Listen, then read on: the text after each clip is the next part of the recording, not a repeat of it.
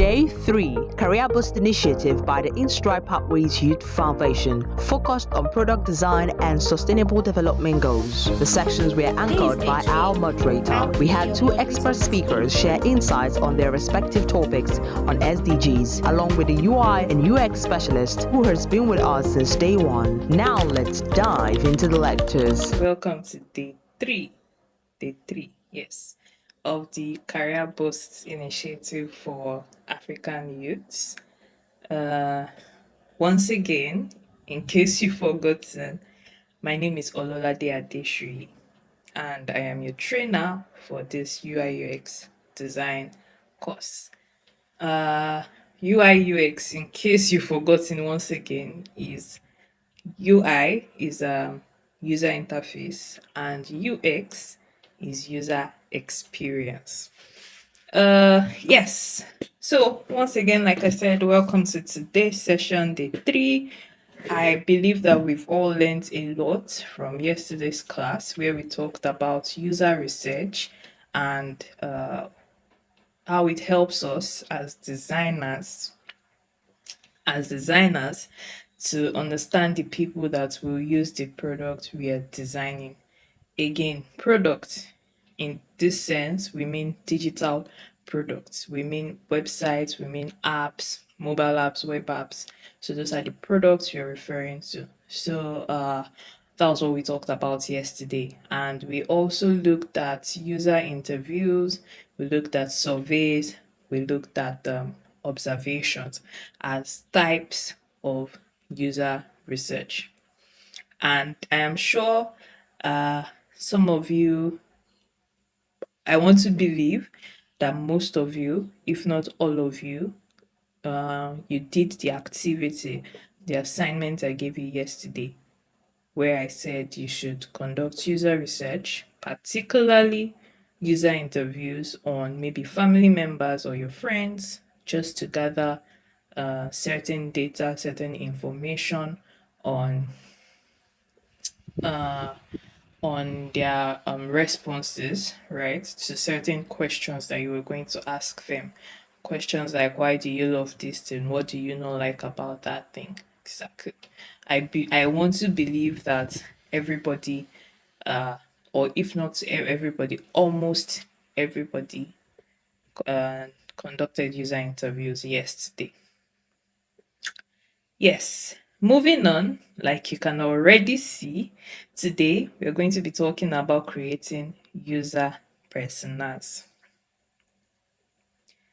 Again, thanks to the CareerBoost Initiative team for African youths for this amazing session, to be able to give back, to be able to impact on the coming generation in our own little way. Right, so creating user personas. So we are building on what we learned yesterday on user research to talk about today's topic, user personas. I want to believe that some of you, if not all of you, already know what user personas are. But for the sake of those that don't know what a user persona is, I'm going to try to break it down as much as I can. So, let's see. A user persona is a pretend character, a made-up character. This character is not real in any way or form. It is something you just conjure. Remember yesterday I said we were working like detectives in this user research part of design. So a user persona is a pretend character that represents the users who will be interacting with the product. So a user persona is not the actual person using your product, but it's like a representation of the people that would be interacting with your product. By now, if I say product, I believe you guys know what I'm talking about. You're not looking at me like, which one is product again? I believe you know what products are by now. So it's basically like in your video games where you have a character You know that character is not real, right? But you have a character. Exactly. Now you can use those kind of characters to represent your personas. So like I said, a user persona is a made up character that represents the kind of person or people that would use the product you're designing. Now let's take it back to yesterday's assignment or activity that you were supposed to do that I believe you did. If you interviewed 50 people, I know you did not interview 50 people, but let's just assume you interviewed 50 people. If you God.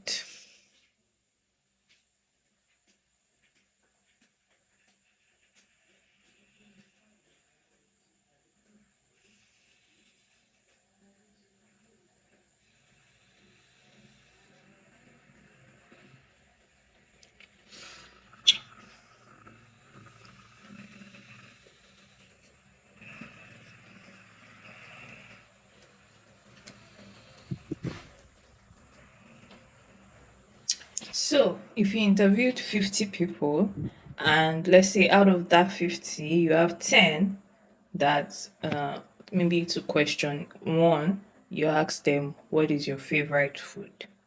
And 10 of them said rice, right? Then you have another group of people, maybe five people. Five of them said beans is their favorite food. And maybe you have another group of people that said yam. Maybe those ones, they're like three people. So now you have group A, group B, group C for question one. Group A, 10 people said their favorite food is rice.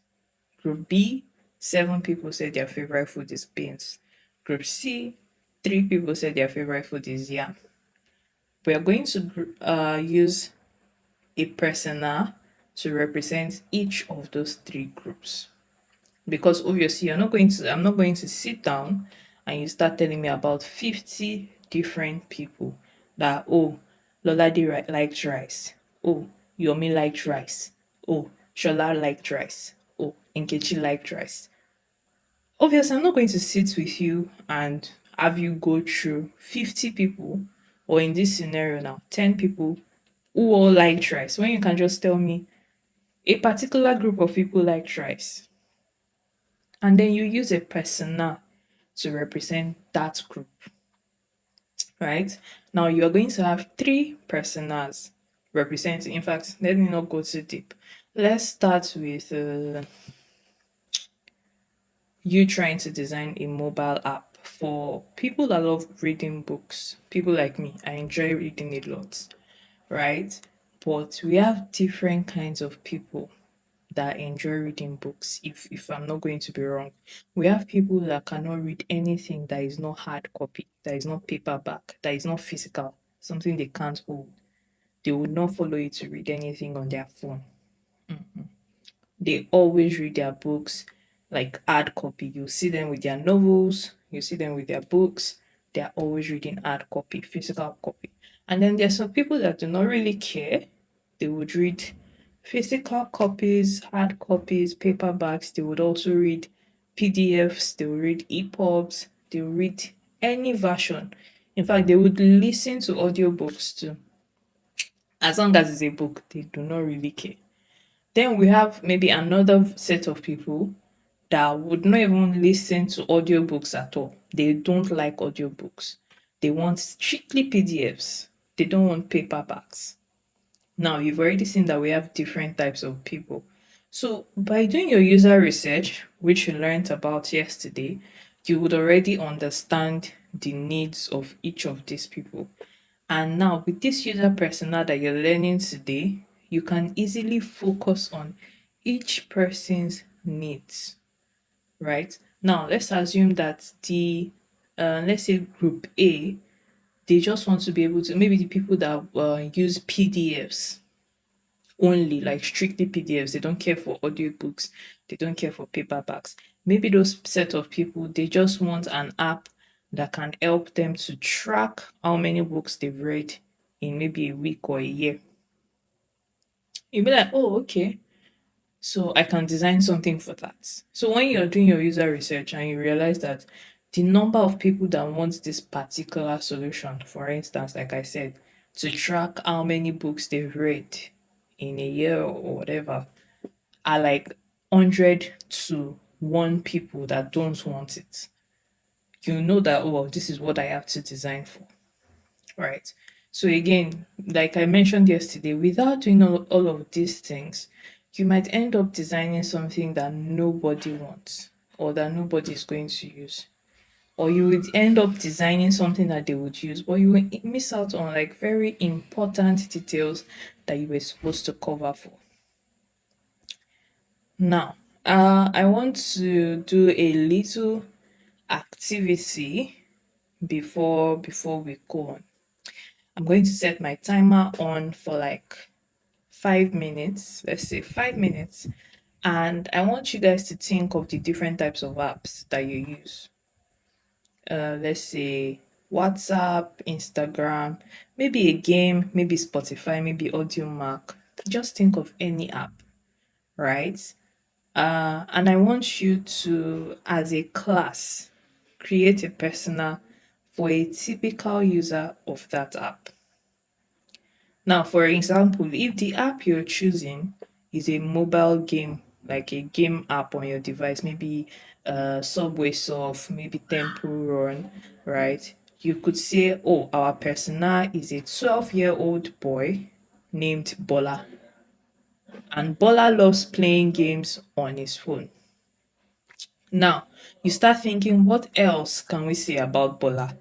And I want each of you, maybe break yourself into like groups, maybe groups of fives, groups of tens, and I want each of you to start bringing up ideas about maybe what kind of hobbies does Bola have? What kind of challenges might Bola even be facing? This is just like random. I want you to do that. Take out. So I usually work with a sticky note to put down my ideas if I'm working on stuff like this. Right, this is a sticky note, so I can just tear out one like this and put it up somewhere.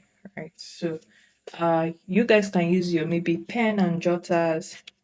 If you have your phones with you, you can, but just write down somewhere what kind of person you think would use the app you have in mind. If you're thinking WhatsApp, if you're thinking Instagram, what kind of person uses Instagram, or do you think would use Instagram? What kind of person do you think would use WhatsApp? What kind of person do you think would use AudioMac? So that's what I want you to do. I'm going to set my timer for 5 minutes now, and I hope you guys. I'm going to be here. I'll just be watching and waiting for you guys to complete that. So 5 minutes, your time starts now.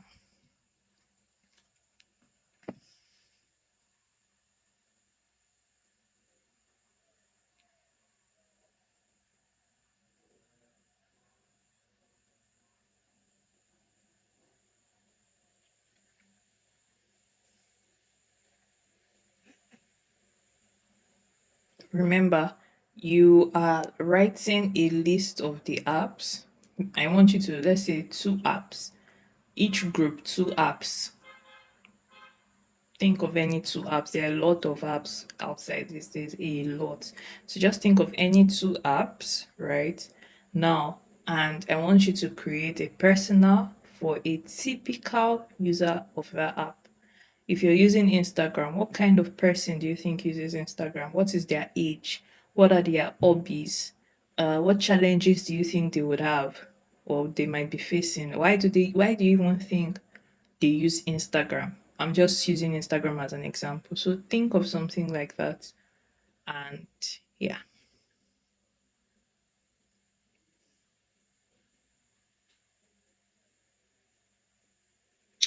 you have 3 more minutes, 3 more minutes.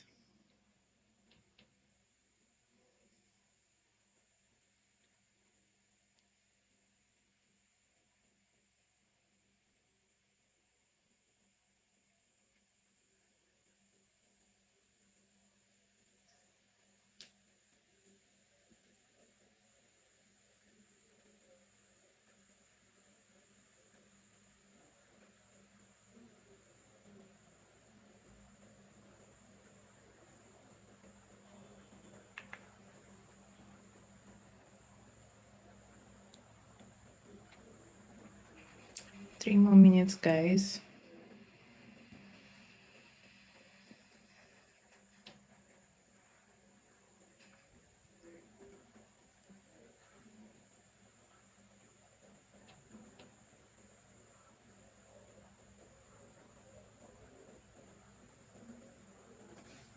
You guys need to get creative. Think of apps.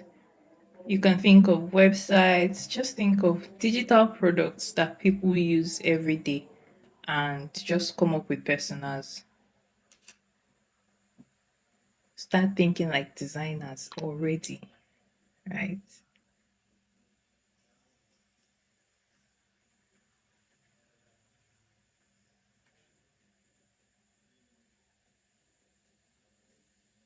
2 minutes more.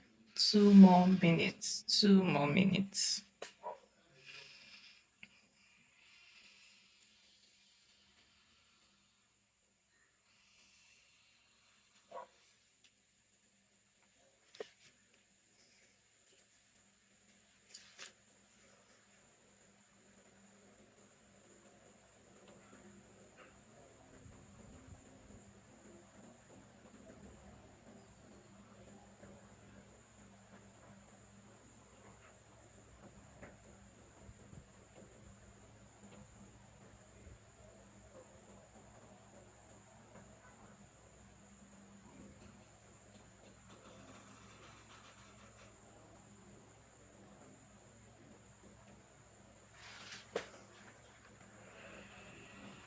Okay, 1 more minute. 1 more minute.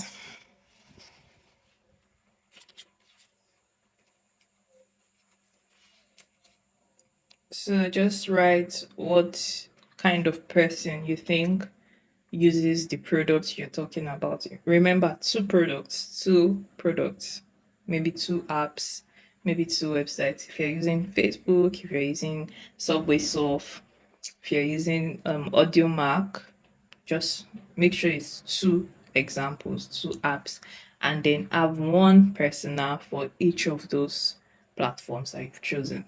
One for maybe Facebook if you're choosing Facebook, one for Audio Mac too. And remember, your persona would have a name, age, they would have an hobby or hobbies depending on what you want exactly. So your time's up. Exactly. So how was that? Uh User personas. It's that simple, but in case for the sake of those that probably did not get it, uh I would break it down for you so that you know when you start doing all of these things, you would know how to easily do it. So why exactly do we create user personas, right?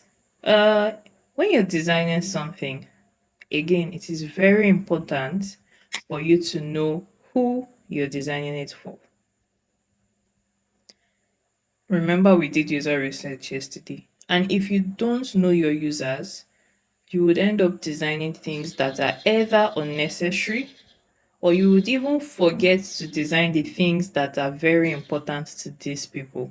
You've done your user research, you've gotten feedback from these people, but you now go and design something they don't even need. Or the thing they now mentioned that is this thing I really, really want. You now forgot to include it in your design, right? It will not make any sense. Think about it. Imagine you were designing a music app, but you don't even know who is going to use the app. And you had a lot of complicated features there, right? That are going to confuse younger people or leave out like simple things that the older users need, right? It's not going to make sense at all. So that's why you have to know who your target audience is and design with those people in mind.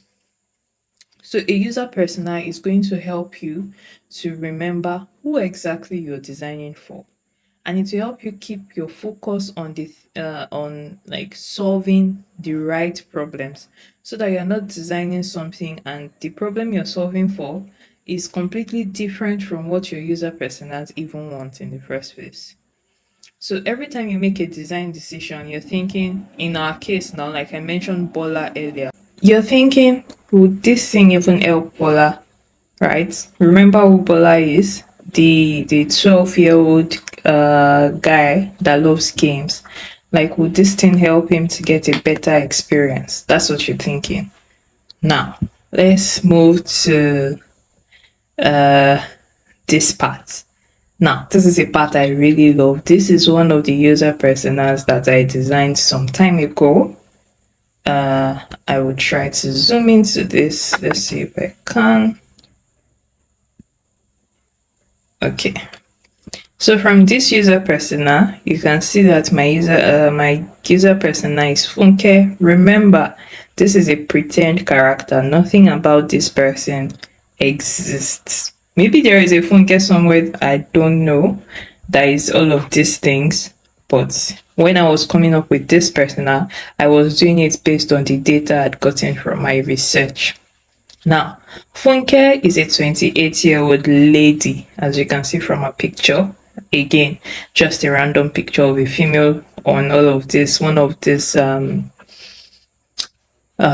stock photos websites. Now, Funke is a 28-year-old microbiologist. She's single and she's in the food industry. Maybe she sells food, I don't know, but she's in the food industry and she's located in Abuja. Now, in terms of personality, what kind of person is Funke exactly? She's tech inclined, she's a very social person, and she's a creative. So I just wrote like a brief story on Funke. Again, it's just a made up story, makeshift character, pretend character. Nothing about this person exists. So I said here that Funke is a 28-year-old fashion designer based in Abuja, Nigeria. She has an associate degree in microbiology and she runs her own online food business. Funke is a creative individual who is always looking for new and innovative ways to showcase her dishes. She's also tech savvy and she's social, and she also enjoys connecting with her customers and getting feedback on her dishes. This is already giving you an idea into the kind of person that Funke is and what kind of issues she might be having with her business, stuff like that. Now, what is Funke's goal? Funke's goal is to expand her business and reach a wider audience. All right. But she has some frustrations. There are some things that are like frustrating her. She lacks effective tools to manage her customer relationships. She's finding it difficult to gather feedback from her customers. And she's also finding it difficult to showcase her business. Remember, she has an online food business. Look at it here. Right, and she mentioned that she enjoys connecting with her customers and getting feedback on her dishes. But now we've realized that one of her frustration is that she finds it difficult to gather feedback from her customers. Even though it is one of the things she loves, she's unable to do that. Now, what does she need? She needs a solution that would help her to easily manage her customer relationships.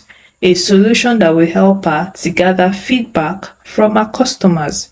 And a solution that will help her to also showcase her business, but not just showcase her business, but also help her to handle payment from her customers. Obviously, if you're a designer, you're already thinking, I already have a solution for this. I already know what to design, whether it's an app, whether it's a website. You're already thinking, I know how to solve this problem. So this is what she needs, right? And you, as a designer, you now have like an idea of what you're working towards based on what you now have. Now, how do we even create this user personas? So I'm going to walk you guys through the process of creating a user persona. I'm going to try to explain the different aspects of a persona and also guide you step by step, like through like step by step process of creating a user persona. I know you already tried to do that in the last activity I gave you that it lasted for like 5 minutes, but yeah, now I'm going to take you through it properly. Now, the first thing is a name. We'll start by giving our persona a name. This giving them a name thing, it makes them feel real to us. It helps us to remember that we are designing for a real person, not just a random group of users. And the next thing you would be looking at is the age. So next, at this point, you start thinking about how old your persona is. Now, the age matters because a 10-year-old and a 40-year-old, they'll use the same app, they'll use it very differently. Imagine you trying to use Facebook and imagine your mom or your dad trying to use Facebook. Exactly. I'm sure they are going to call you like 10, 20 times to point out certain things to them. Exactly. So you are going to consider the age of your persona. So because when you're designing, young people might want very colorful things, very exciting designs. But for the older generation, they just prefer very simple things, things that are very easy to use. And the third thing you're going to consider is their hobbies, right? You're going to think about what the user persona enjoys, right? Like I already listed in the case of Funke now, I mentioned that she likes connecting with her customers, she likes getting feedback on her dishes. Good. So you're going to, and that she's also a very social person, which means she's probably very outgoing and stuff like that. So you're going to think about what the persona enjoys doing in their free time. Things like this are going to help you understand what motivates them and how you can make the app or the website you're designing, how you can make it fit into their lives. And the fourth thing you're going to consider are the problems or the challenges that this persona faces. So you're going to ask questions like, what does this person even face when they're using apps or when they're using websites, right? Maybe they found that the app they're using is too slow, or they even saw that maybe the buttons are too small so they can't even click on anything, or maybe they are telling you that, oh, it's too hard for them to find what they need on a particular app. Now, by knowing the problems of your persona, it can help you to design a product that solves all of those issues. Now, again, we're going to create a persona now. Now that I have taught you, I have showed you an example and I have taught you how to create a user persona. So for the next 10 minutes, you're going to walk through an example together. So we're going to create a persona for, let's say, a child that loves playing video games. I already mentioned Bola earlier, so let's just go with Bola. So now, this persona we are creating, his name is Bola. Bola is 12 years old and he loves playing video games on his phone. What other things can we add? Now, you already have the name, you already have the age, and you know that Bola loves playing video games. So I want you guys to contribute ideas about things like Bola's hobbies, what Bola likes in a game, any frustrations you feel like Bola would have. Do you know why I'm using video games? Because I want to believe that people in your like age range, your kind of setting, they're very vast with video games. They love or they enjoy video games a lot.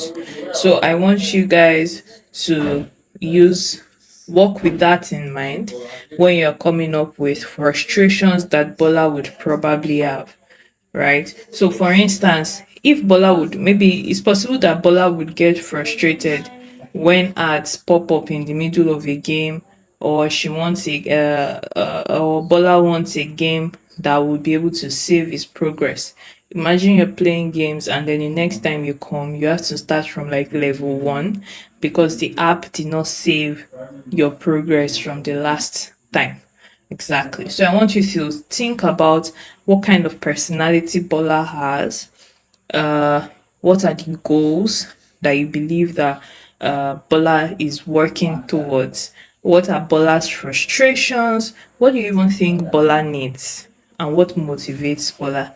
So the next 10 minutes, right? I want you guys to work on that. I am setting my timer to begin now. To begin now. So 3 minutes have gone.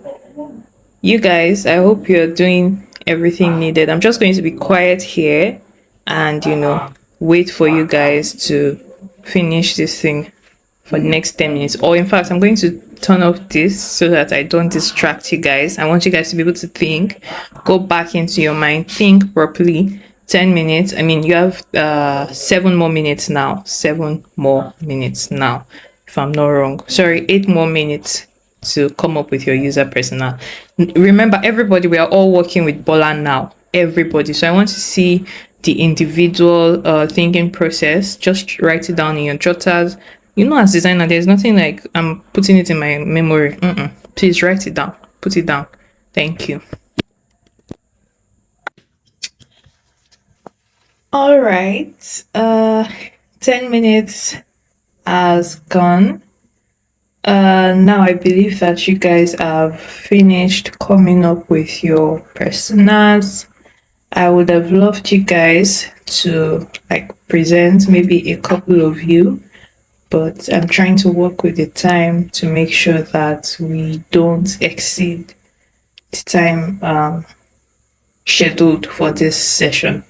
All right, so now that you have your personas, maybe after the class today, you guys can just, maybe a couple of people can come out to the front of the class and, share their user personas that they came up with the rest of the class. Now, moving on. I guess we're going to round up, but before we round up, I want us to take an assignment home, right? I believe that by now you already understand the process of coming up with user personas. So I want you to work on creating another user persona different from the one you've created in class.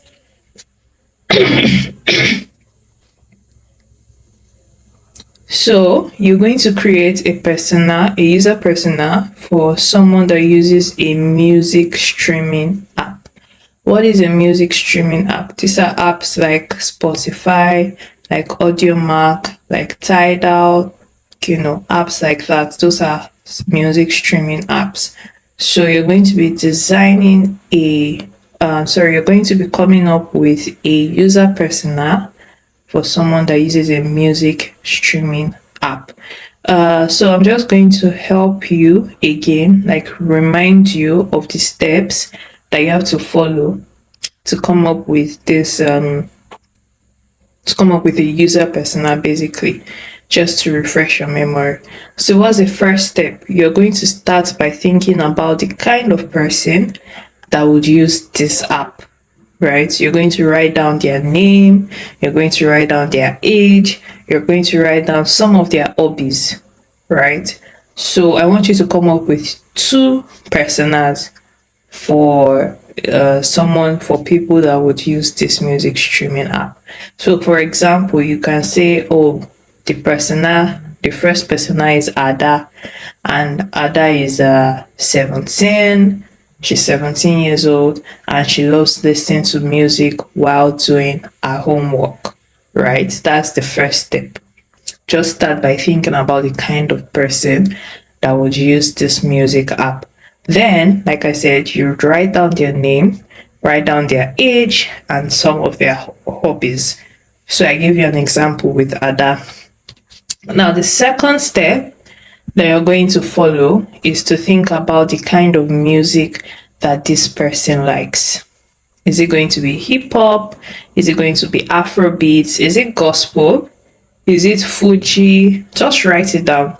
So, like for example, you're still using Ada as the user persona. Ada listens to Afrobeats.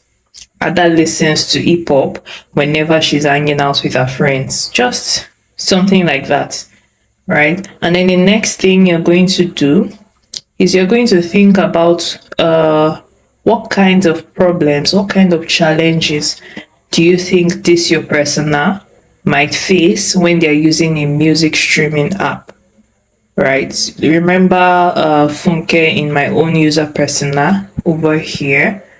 I listed some challenges, some frustrations. So I want you to also put down what kinds of challenges, what kinds of problems, what kinds of frustrations do you think your user persona would have when using a music app?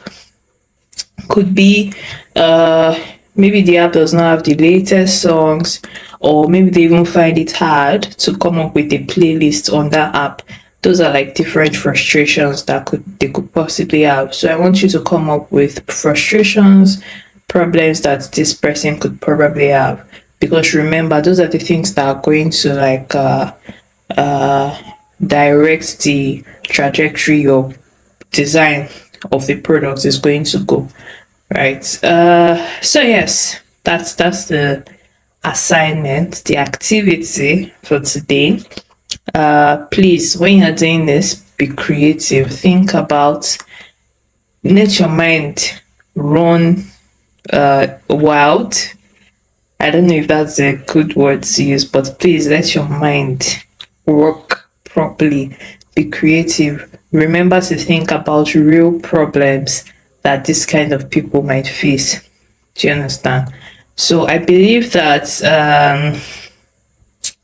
with everything that we've learned today, you guys can easily explain what user personas are. You can, if I tell you, oh, teach me, for instance, what is user persona, I believe that you should be able to talk about what user persona is. You should be able to explain how to come up with user personas.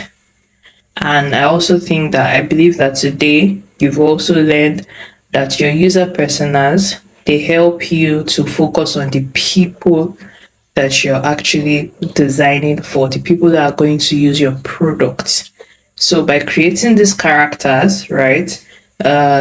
Remember, user personas are like made up characters.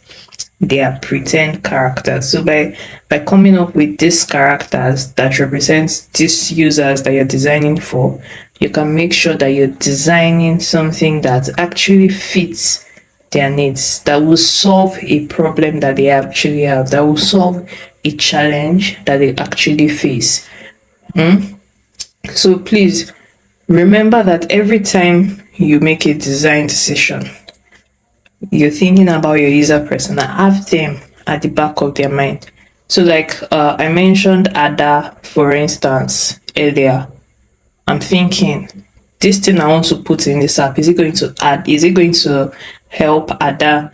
Is it going to make life easier for her? Is it going to solve this problem for her? Or I'm thinking of Bola too, for instance. This thing I'm trying to put on this app, is it going to make him a better gamer? Is it going to make him enjoy gaming more, basically?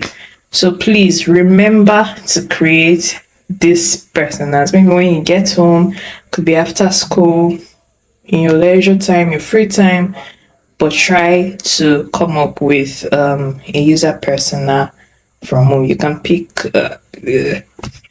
I've given you an example of Ada, so please try.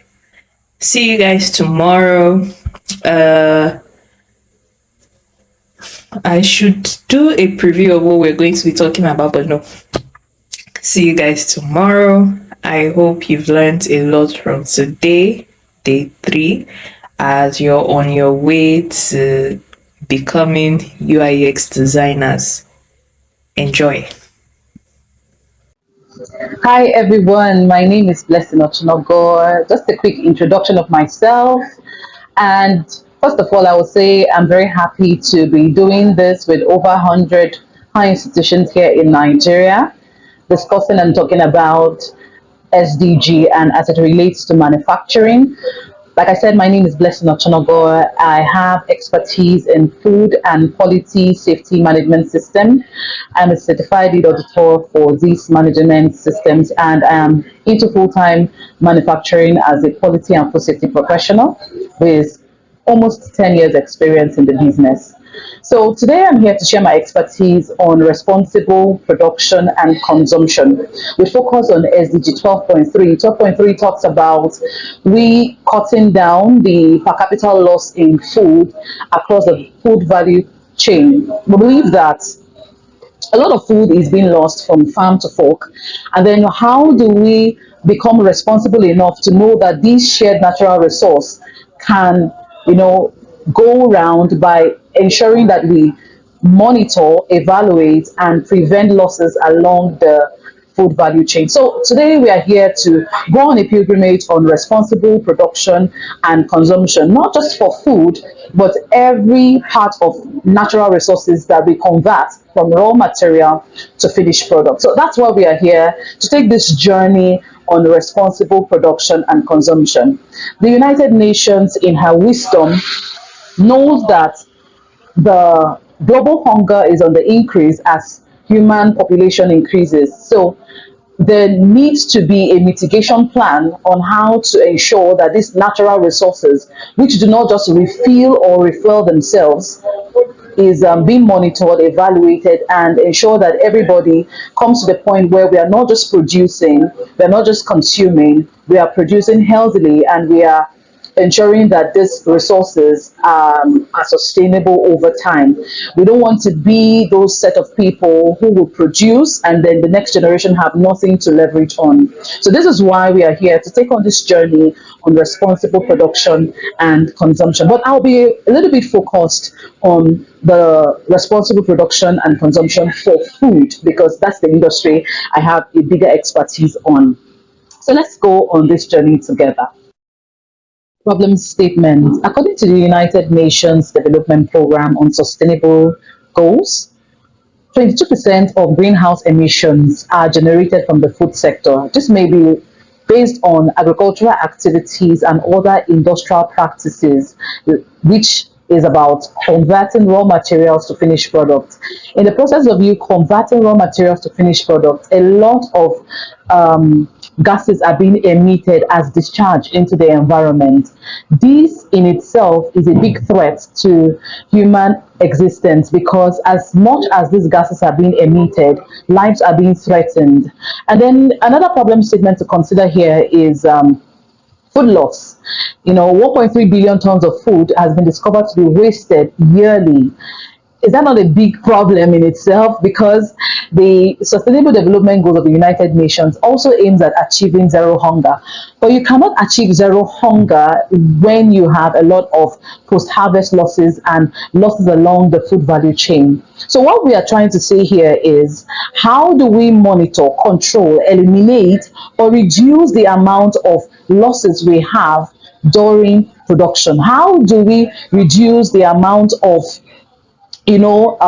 wastages that we generate even during the course of logistics, supply chain, and even at the consumer level. So this is what the United Nations is saying. We must find a way of reducing the per capita loss in food from start to finish, from the farm to the fork. That's what we're trying to solve here.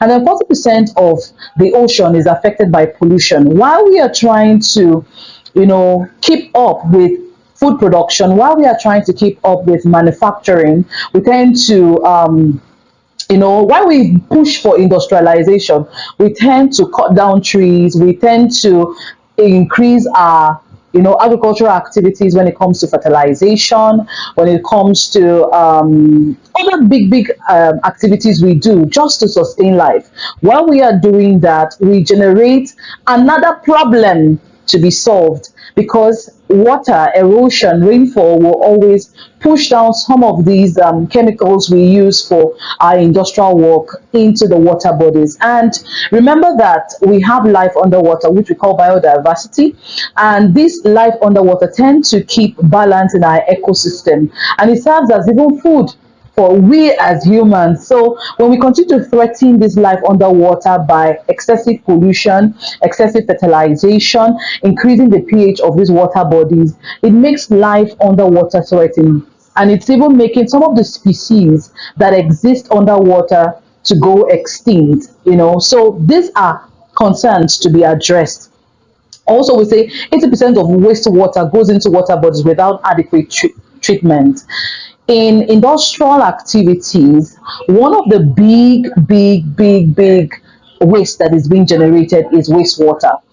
Regardless of what you are producing, water is being used as part of its key ingredients, especially in the food industry. So what we are saying here is, while we are trying to produce, converting raw materials to finished products, as we generate those wastewater, it is expected of industries, organizations to carry out that civic responsibility of treating their water before discharging to the environment. This is not just threatening life underwater, it is also threatening the availability of sanitary water, the availability of clean water, because a whole lot of people survive based on the waters from water bodies like rivers, streams, and all that. So while you're doing your geological exploration, you are doing your oil and gas exploration, it is important that as you discharge your water into the environment, these water need to be treated, they need to be addressed, so that we are not just producing and or consuming.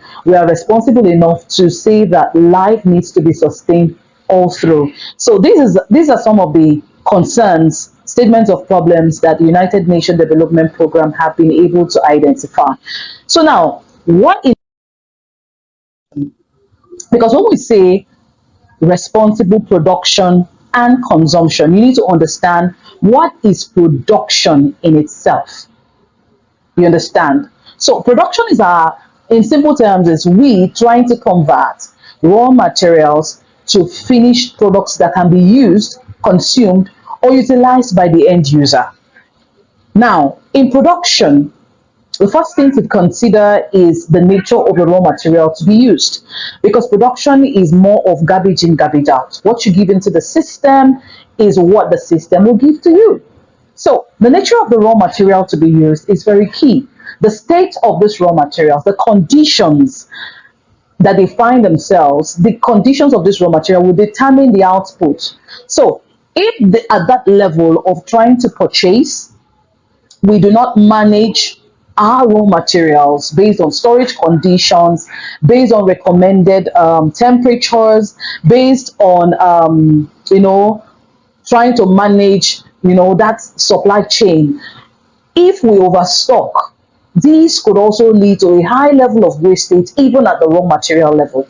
So what the United Nations here is saying is that at the raw material level, we need to consider using this lean methodology called CiPOC, trying to manage the natural resource, the shared resources we have globally, from supplier to customer or consumer. So CiPOC means supplier, input, process, output, and customer. What we are trying to do here is to create a food loss or a material loss from supplier down to the customer. So we carry out an assessment. Where in this value chain are we losing food? Are we losing during our production process? Where are we losing? So at the raw material level, you need to also consider, am I overstocking? Am I not following the right recommended temperatures or storage conditions? If we are following and keeping to these conditions, then we now say, okay, we cannot plug it into the next stage, serving as input for our own process, right? So the input is taking in raw materials that meet a particular condition, that meets a particular requirement, to plug it into your system to to go through some level of procedures and processing to convert them just from raw material to finished product. So it's now the input, the way we plug in this input through procedures and processes that do matter. How do we manage it at that level? Do we follow the right procedures? Do you have the right competence to meet, these conditions to ensure that output meets the requirements of the customer? Because if you have incompetent people handling these raw materials, you also have wastage. So that production, the responsibility of production is also compromised. So you need to consider the competency of people involved. You need to consider, do you have the right procedures in place? Do they all know what they need to do? How to follow the right processes and procedures to convert these raw materials to the finished product? Do you have the system in place? Do you have the design? Is your facility designed to accommodate the procedures you have laid down? Because if you do not have the facility, how do you adequately manage? Because sometimes the procedures are there, the competence is there, but the system, do not have the machinery to be able to effectively convert maximally your input to output. So this is something we also need to consider. And then the process is another thing to look into. Your design, your machines, your equipment, are they effective enough? Are they capable enough? After considering your process capability and your equipment, the equipment capability is another thing to consider. Do your equipment meet the requirements not to generate as much wastage or losses as possible? Because we are saying here, we want to convert maximally input to output with minimal losses. We want to develop a lean system where products that are reaching the hands of the customer came with little of wastages along the value chain. So we are saying, yes, we want to produce, we want to manufacture, we want to meet the needs of our teeming customers or consumers. But while we are doing that, we also want to be responsible enough to know and to show that the next generation will not also lose, or even the generation we are in tend to have maximum, deliverables when it comes to the outputs, the final products. So while we are producing, we need to also consider, is our machines giving us what we need to do? And even if at all, for some reasons, our machines cannot perform optimally, we need to also take it a step further to be responsible enough to say, okay, how do I manage the loss at that point? Am I going to do CSR? Am I going to share it to my staff? What am I going to do to manage the losses such that we do not put them down the drain? Because aside the fact that effort, resources have been pumped into the production of products and services, you also need to look at the resources, the natural and shared resources of the human existence. We're looking at how do we manage it such that we still have enough to serve not just this generation, but the forthcoming generation. So you look at your machines, you look at your process, you look at your equipment. At this level, whatever goes wrong goes into your final product. So your final product is what gets into the hand of your customer. Now you have produced, you have met those set standards, you have met the requirements, you have adequately followed the procedures. But then, do you now have the right storage, right logistics, the right distributors to be able to bear and carry on this your message and gospel of safe products to your end user? Because the way they manage it at that level will also determine if it becomes a waste or a loss at the end of the day. So we look at the output, the final product. Am I handling this product in such a way that when the end users get to receive them, they receive them holistically? This is a very big point to consider. So the output is not just there for their sake. You're not just there to produce, but you're also saying that, okay, I must manage and ensure that this output meets good set standards. They get to the customer or they get to the consumer as holistic as possible. So these are things to also consider while designing your CPOC flow. And then the final customer, the final consumer, because there's a difference between the two. So the customer is the one who buys directly from the organization as a distributor. They exchange, business for business. But the consumers are those who exchange money for the product, who consume the product, especially in the food industry. So when people pay for value for that product, do they have the right understanding of how it should be consumed? Do they buy more than expected? Yes, it's good. They buy much of your products. They purchase as much as possible so that you get rich. But they also need to be intimated on how to handle these products to reduce spoilage. Because sometimes, yes, we have post harvest losses. Yes, we have losses along the production process. But at the consumer level, at the consumption level, we still have heavy losses. We still see people who discard food. We still see people who are not responsible enough to share to their nearest neighbors. We still see people who would prefer to throw their food into the trash rather than share. So you still need to give some level of insight, level of exposure to your customers on how they need to handle your product to reduce wastages, to reduce losses. You need to intimate them if there are required storage conditions to ensure that these products are okay. You need to give them that knowledge. You need to share that information with them. And then you also need to look at how you tend to inform your consumers on how to consume your product as expected. So, what manufacturing industry professionals do is that they inform their consumers via their labels.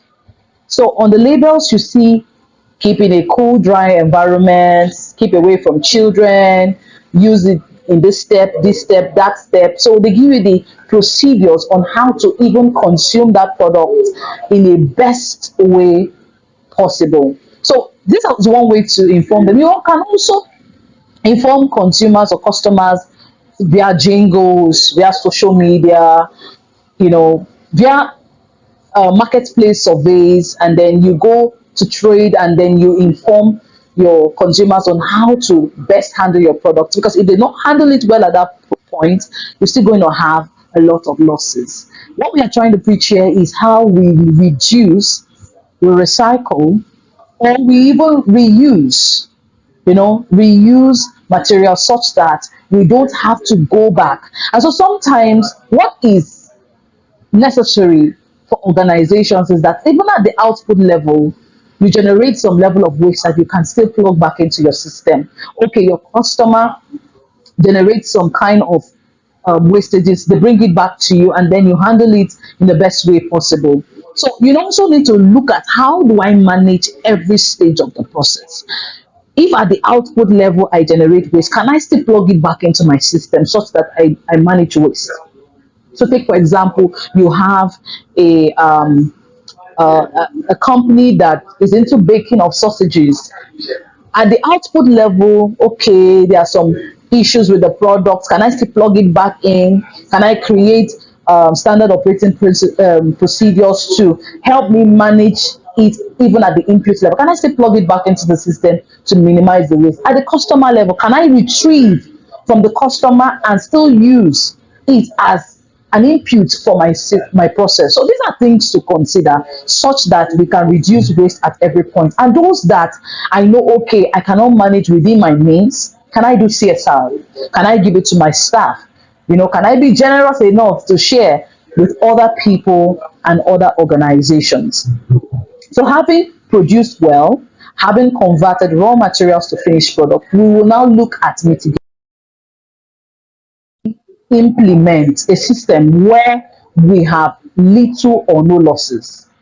Yes, in production, there is a way we can produce with minimal losses. And the first thing to do is to, first of all, like I've said, conduct an assessment of your system. How do I reduce losses along my value chain? And then how am I objective about it? How do I set targets? Because what you cannot measure, you cannot control. And what you cannot control, you cannot improve. So how do I measure my losses along the line? What are the objective strategies I need to put in place to be able to measure and also improve that process where, okay, I lost 50% last year. Can I bring it down to 30? Because the entire goal of the United Nations is that per capita losses are reduced by half. So, how do I objectively reduce my losses year in, year out by half? This is what we are trying to achieve here. And then we develop a metrics for measuring the carbon footprint of industries.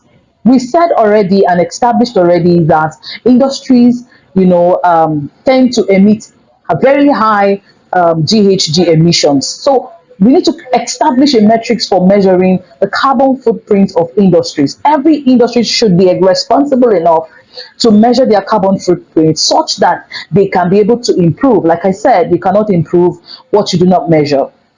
And then we implement environmentally friendly and conservative energy generations. If, for example, your main source of generating power for your plants is diesel, you can start thinking about tilting towards maybe liquefied gas. You can also look at solar. You can look at other alternatives that are more friendly, that have less emissions. These are ways organizations can contribute to responsible production and consumption.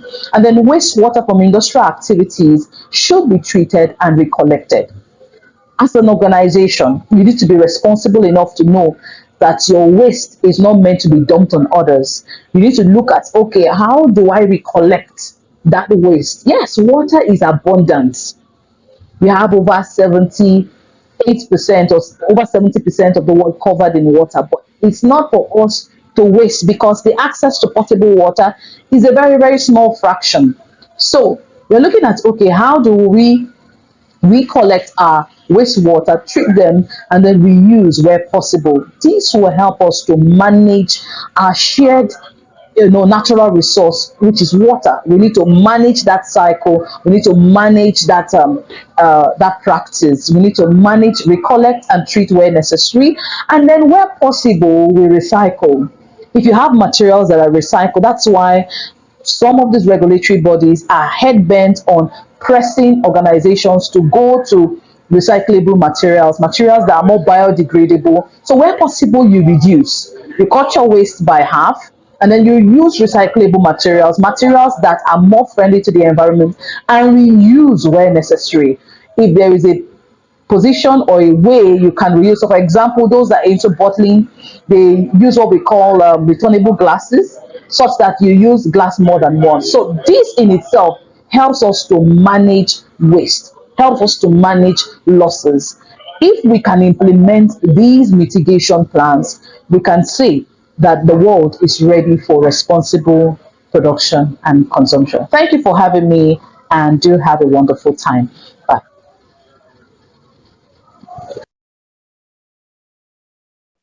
Hi, everyone. Welcome to this session. It's an honor to be here today, and I would like to say thank you to you for joining us. I would also like to say thank you to the InStride Pathways Youth Foundation for this initiative. This act of yours is not only admirable, I must say, it's also worth emulating. Thank you. Thank you for the invitation. Thank you so much. So let's delve into what we have for today.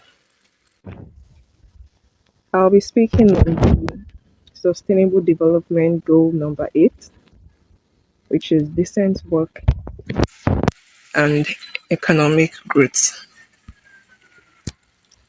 We'll be looking at decent work. What does decent work actually mean? Economic growth. How do you identify if an economy is growing? Youth employability, which has to do with digital skill here.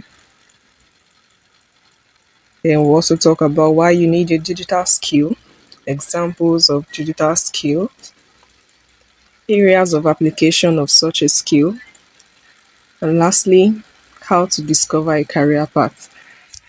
I know this is a challenge for most youths finding what path to follow. So we are going to be discussing that. Okay, my name is Miriam Ihekairi. I'm a graduate of economics from the University of Abuja. I also was a member of the SDGs Club while I served. Presently, I'm a facilitator with Laplage Metaverse, which is Africa's largest synchronous learning platform. And also, I'm a digital marketer and a social media manager. So let's delve into what we have today. Decent work. So a decent work, like we see here, can be said to be any productive activity engaged in that is suitable for one's circumstance.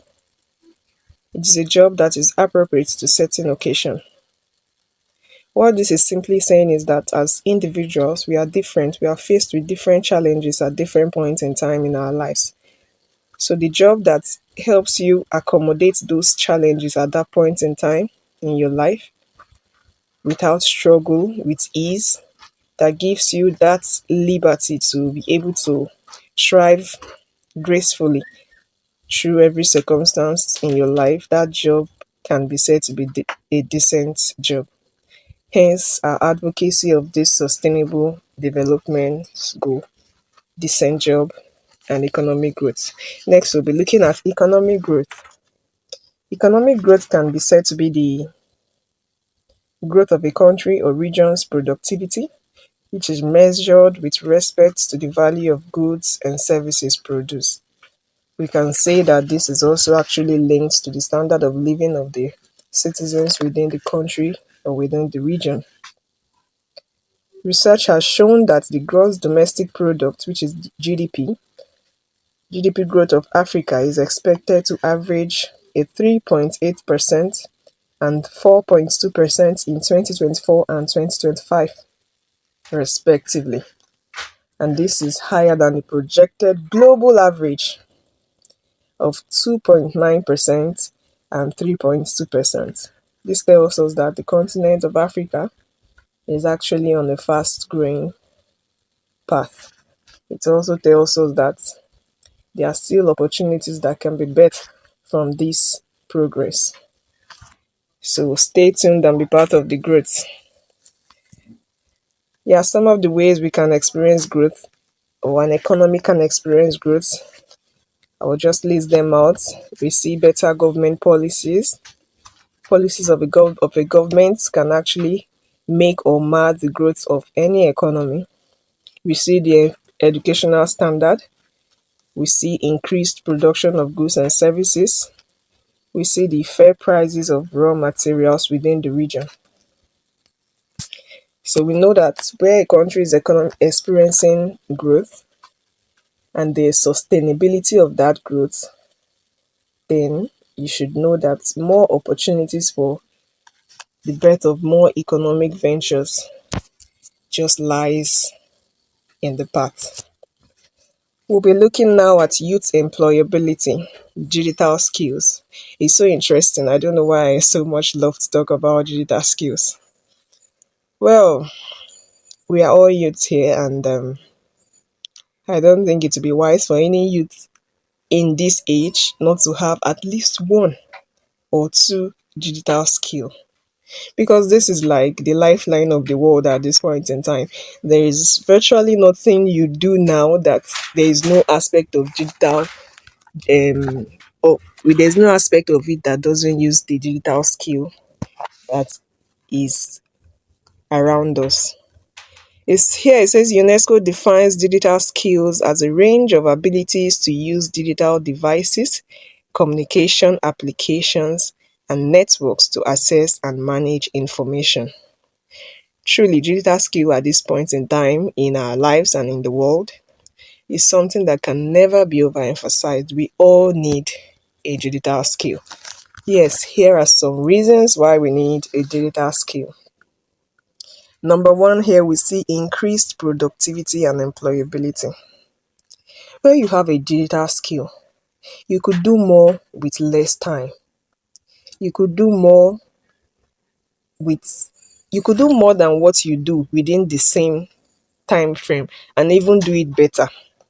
And of course, when you do that, when you are able to maximize time and produce so much, it also creates room for better chances at employability. Everybody, we all have the same number of hours within the day. Everybody will need to maximize whatever time they find in their hands. Next, we see job creation. This job creation is in two parts. Not just that you are getting a job as a digital skill owner, but you're also in the position to create job for others. Getting a job, I mean, here is you have this skill, you are using it for yourself or you're using it for a business. That is you already having a job. And you have this skill and you leverage on it so much that you can accommodate more people into it. You can bring in more people to support you, to expand your network. That is you creating a job. Next, we see economic stability and well being.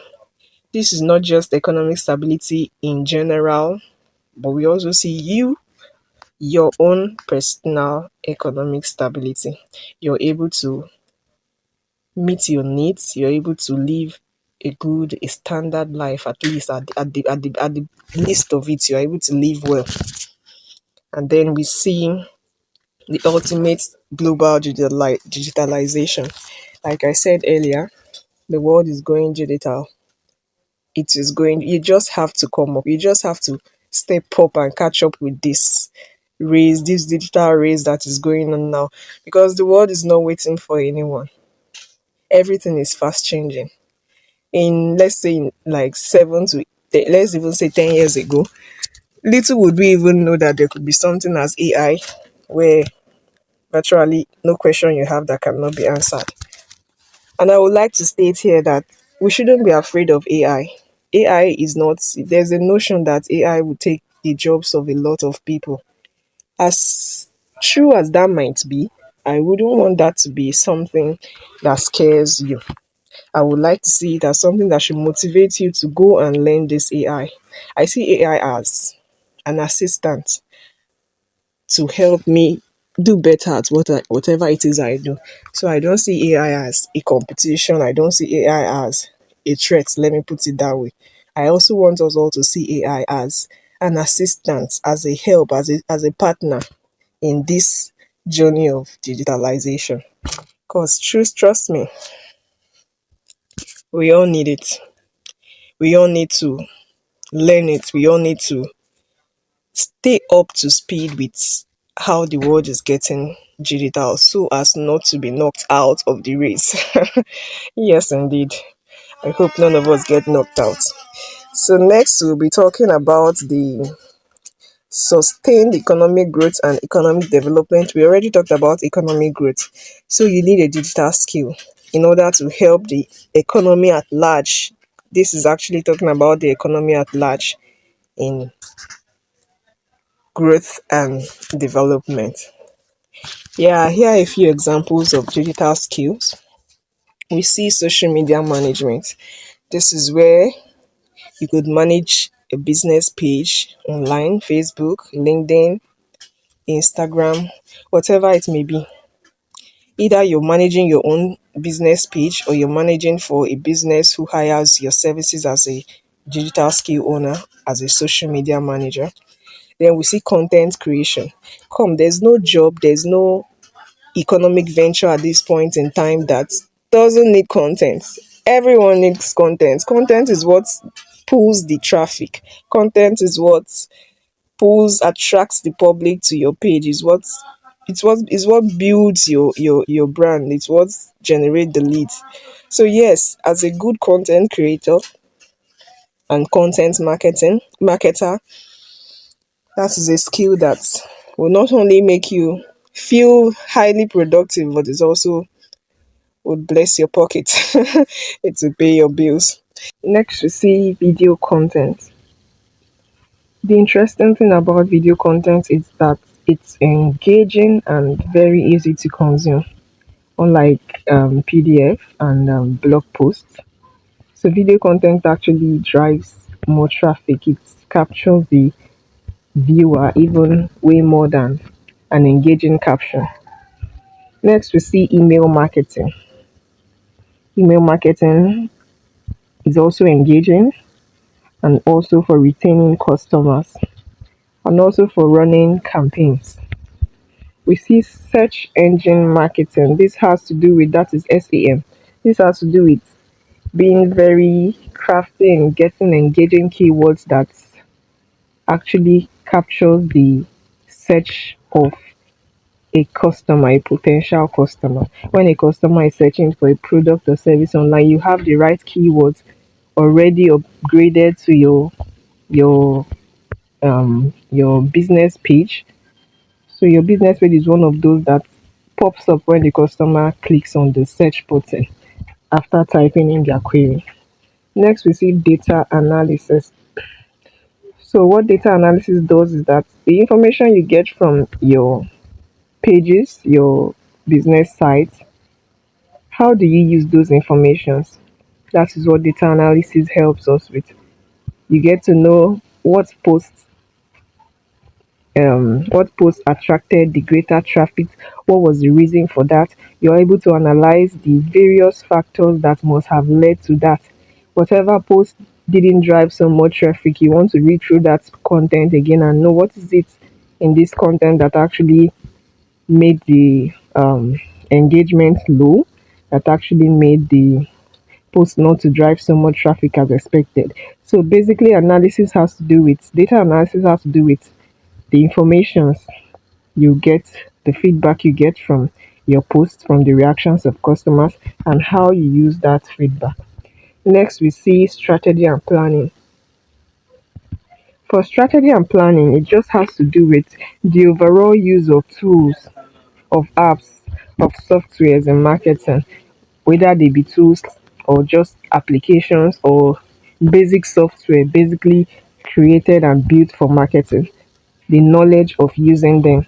That is what strategy and planning actually means. Next, we'll be looking at the areas digital skills can be applied. Remember, I said earlier, there's basically no economic venture that doesn't use them. Basically, nothing we do now, no productive activity engaged in now that a digital skill cannot be applied to it. So, we all really need a digital skill. You don't have one yet, it's never too late. We are still youth and we are still coming up. But remember, the world is ours to possess. The world is ours to to how do I put it? Like it's all at our fingertips. We can't just let all of this fall through our fingers. So we need to gain as many as we can, but then be master of one. Here we see the health sector. Do you know now there are mobile applications you have in your phone and you could talk to a consultant, a medical consultant? Like you don't even have to leave your house. Yes, applications like that now abound. And what is that? That's a skill. Someone built that. That's a software. That's an application that was built out of this same digital skill. Next, we see education. The thing about digital skill in education is actually so thrilling, and I would say it's one that happened before our eyes. So there's no one that would say, I have no idea what you're talking about. Everybody here witnessed the COVID-19 pandemic. And you remember then it was like a in fact it was a total lockdown, no movement. Even to get food to eat, you just have to go beyond and above to get what to eat. So in education here, you could remember how classes were run online, trainings were run online, meetings were run online, even some churches went online. They don't even, since there was no gathering, they went online, they were meeting online. Some clubs and societies were meeting online. So everything virtually went online. The Zoom meetings increased. In fact, that was when the Zoom platform really picked up so much. So education also has gone up until now. COVID is gone since 2020 or 2021. But up until now, many classes are still running. Like, okay, look at what we are doing here now. This is still a digital skill being put to play. So there's nowhere, like I said earlier, nowhere that digital skill cannot be applied, basically. We also see the transportation sector. Mobile applications now abound through which one can order for a ride from anywhere. You just type in your location, your destination, turn on your location, type in your destination, and within minutes your ride is already there. Agriculture, this one is so interesting and amazing indeed, because you see farmers right from the farm after harvesting, they take pictures of their product and they send it, they post it online, and within minutes you are seeing buyers already waiting with their monies, waiting for account details to forward the money to, and then get these goods delivered to their doorstep. We see tourism, ticket booking, hotel reservation, even tour guides and all of that. There is actually nothing. In fact, recently I think was that last year or so, I was in need of a paint. I needed to paint my apartment, and I I did not know. Okay, I knew someone around my area, but I didn't want to use the person. Sorry, I wanted to paint my parents' apartment. I wanted to use the person. I didn't want to use the person because that person knows me already from where I live. So I didn't want to use the same person that my parents is like exposing yourself. You know, in this time, in this age we are in, you need to be very security conscious. So I didn't want to use person here and still use the person at my parents' place. So I went on a platform, a marketplace app, and I searched for a painter. I found one after looking through his bio and all of that, and hired his service. Do you know, not just that he did a very fine job for me. While he was doing the job at my parents' place, the neighbor to my parents actually got his information and also said they were going to hire him for the same job. Well, I'm not there to know how it went with them, but he was so happy. In fact, while he was doing the job for me, he was just happy. He was like, see, I've gotten another person now. That's come. So you see, this thing about digital skill, it cannot be overemphasized. You really don't know how far you could go being exposed to this, being um, involved in this. Okay, let's imagine there was no platform like that, or let's imagine this painter didn't upload his business on such marketplace. He would still be where he is. He wouldn't have got the job I gave him, neither would he have got that of the proposed person that hired the service. So you see, every sector basically needs digital marketing. Oh, I've come to the point I am so much passionate about: how to discover a career path. This is something that many youths find difficult. Many, when I say many, I mean many. Yes, yes, yes. A lot of youths find it difficult. They just flow with the tide. And as much as we are still youths now, we should know that time waits for nobody. Very soon you're looking back and you're saying 5 years ago. Now you're like, what? 5 years? When did they happen? It happened so fast. So this is not the time where we should just be running with the trends. I know it's just most of the time is enough to follow the trend, but then we also have to create a niche for ourselves. So here it says, it is usually said, follow your passion. But trust me, I'm an advocate against that if that is actually correct. I am not one to tell you follow your passion. Follow your passion. If your passion is not paying your bills, it's not worth following at all. I would say follow what makes you a solution. Follow what pays your bills. If your passion is not instrumental in problem solving and productivity, It's not worth following. You can't continue being a child doing what you find pleasure in when that pleasure is in no way benefiting you in the long run. Maybe it just gives you that instant pleasure and then that's it. That's just it. And there's nothing productive about it. There's nothing helpful about it to the person next to you. There's just nothing long term, productively, nothing beneficiary in the long term about that passion. I think it's high time we sit back, talk to ourselves, look into our lives, look into our activities, our actions, what we take pleasure in doing, and rearrange rearrange it. I'm going to tell us 3 steps to take in discovering a career path. No matter how difficult that might be, I believe following these 3 steps, we'll be able to find the correct path we are to take in career as youths. This is the time. This is the time you need to know and face and pursue a career path. Now we still have the time in our hands. So here are the 3 ways. One, I said create your passion. Create your passion. Here I said some persons have difficulty stating what they are passionate about. They are barely attracted to and indifferent to various activities with no keen affiliation to any whatsoever. The only thing such persons need is to brainstorm on what to pursue as a career with respect to the proper understanding and definition of passion in the previous slide. You just have to sit back. You are all matured enough. We are all matured enough. For you to be here, it means it's either you're above 18 or you're matured enough to own a mobile device that could give you access to this training, give you access to this sensitization. So sit back, think.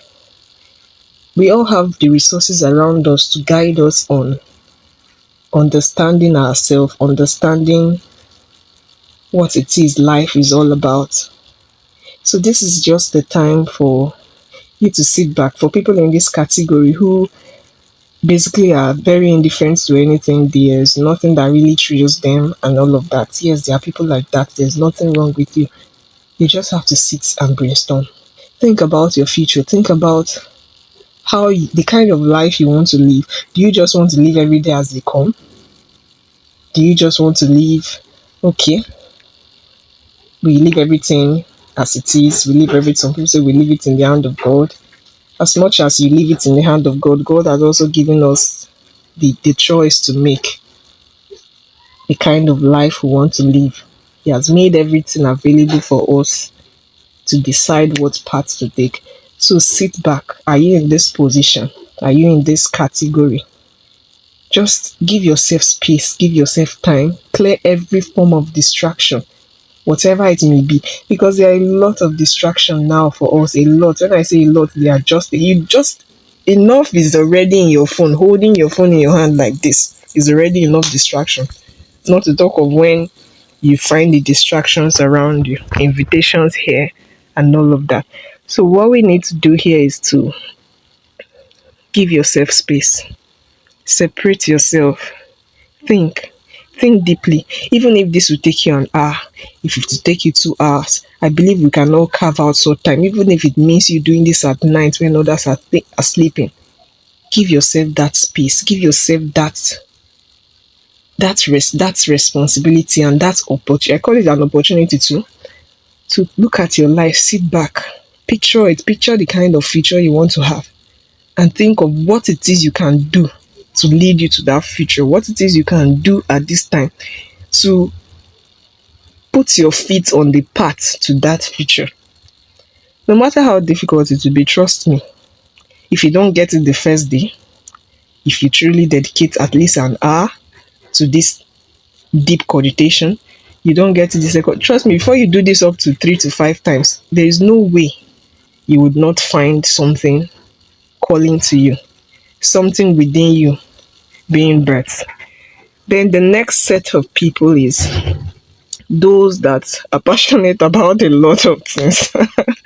Yes, There are some of us that, man, we can do anything and everything. We are so up and doing. We are more like everywhere. You call for this, we are there. We call for that, we are there, and all of that. Yes, your passion is not a bad thing as well.